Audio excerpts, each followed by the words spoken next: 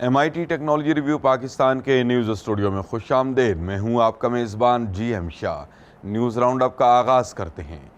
Bulletin के आगाज़ में आपको बताते हैं कि मारूफ बैनुल अक़वामी transportation network company Uber Pakistani startups की बढ़ोतरी के लिए एक प्लेटफॉर्म मुहैया करेगी। इसको ऊबर पिच के नाम से मंसूब किया गया है, जहां नए स्टार्टअप्स ऊबर की सवारी के दौरान सरमायाकारों को अपना आइडिया पेश कर सकेंगे। इस सवारी का दौरानिया 15 मिनट्स होगा। नए पाकिस्तानी स्टार्टअप्स ऊबर की वेबसाइट पर जाकर अपने आप को रजिस्टर्ड करवा सकते हैं।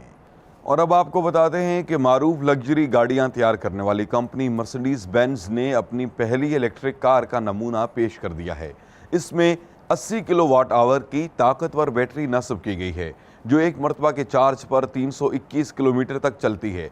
इसके साथ साथ ये बैटरी 40 मिनट्स में 10 से 80% तक चार्ज होने की सलाहियत रखती है। मर्सिडीज बेंज का कहना है कि इसको साल 2020 में मुतारिफ करवा दिया जाएगा। और अब बुलेटिन के आखिर में आपको बताते हैं कि इलेक्ट्रॉनिक्स अशिया तैयार करने वाली मारूफ कंपनी सैमसंग अपनी कंपनी को तक़वियत देने के लिए $22 बिलियन की सरमायाकारी करेगी। इस रकम को अगले 3 साल के दौरान 5G, artificial intelligence, internet of things और रोबोटिक्स वगैरह पर खर्च किए जाएंगे।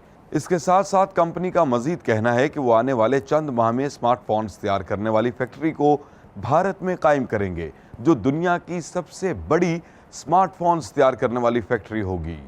इसके साथ ही MIT टेक्नोलॉजी रिव्यू पाकिस्तान के न्यूज़ स्टूडियो से अपने मेज़बान GM शाह को इजाज़त दीजिए। अल्लाह ने के बान।